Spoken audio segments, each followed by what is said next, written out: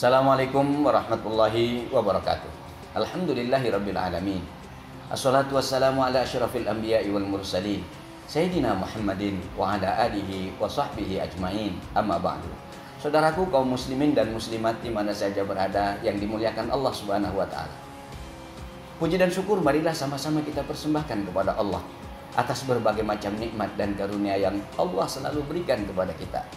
Mudah-mudahan Allah terus tambah nikmatnya kepada kita dan kita mampu mensyukuri dan menggunakan nikmat Allah untuk sujud dan tunduk kepada Allah Subhanahu wa taala dalam berbagai macam bentuknya.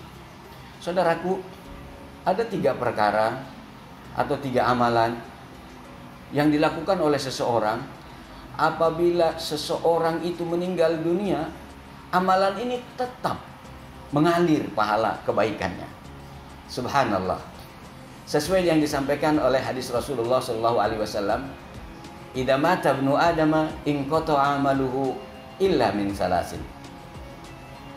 Apabila seseorang meninggal dunia, karena dia sudah meninggal dunia, tentu tidak bisa melakukan aktivitas.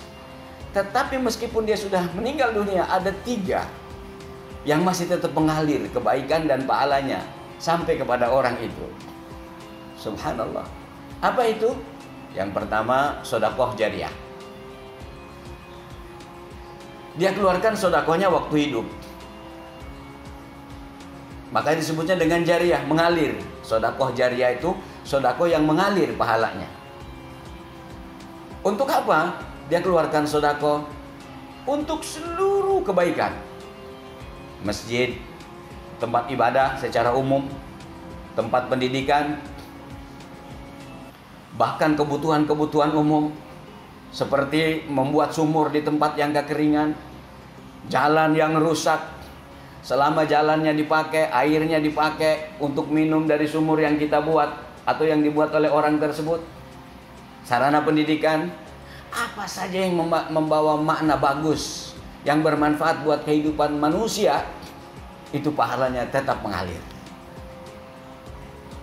Itu yang pertama.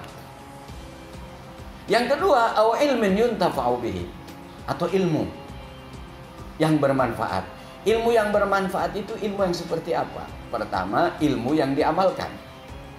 Kita punya ilmu, kita amalkan, itu namanya ilmu yang bermanfaat. Bukan orang yang banyak ilmunya kalau tidak diamalkan juga percuma. Makanya dalam hadis Rasulullah SAW bersabda, "Ballighu anni walau ayah." Sampaikan dariku meskipun 1 ayat. Orang kalau 1 ayat nggak mungkin dikenal sebagai kiai atau ustadz.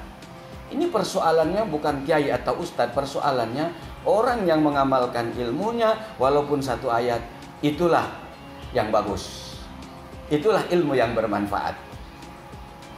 Yang kedua, ilmu yang bermanfaat itu ilmu yang disebarkan kepada orang lain. Ilmu yang disampaikan kepada orang lain. Ketika orang lain itu mengamalkan ilmu yang kita ajarkan, selama dia mengamalkan, maka kita terus dapat pahalanya secara sambung menyambung. Kayak multi level kalau ibarat marketing itu. Kita mengajarkan surat Fatihah, selama Al-Fatihah itu dibaca oleh murid kita, akan terus kita dapat pahala. Dan murid kita mengajarkan lagi Fatihah itu, ini contoh saja supaya gampang, akan terus mengalir. Orang kita ajarkan sholat yang benar, kemudian dia melaksanakan sholat, selama dia melakukan sholat kita dapat kiriman pahalanya terus. Subhanallah.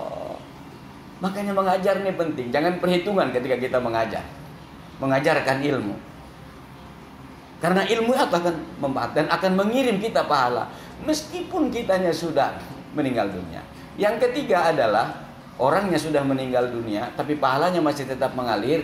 Waladin salihin yad'ulahu, anak soleh yang dididik oleh orang tua, dididik oleh ayah dan ibunya, mamah dan papahnya.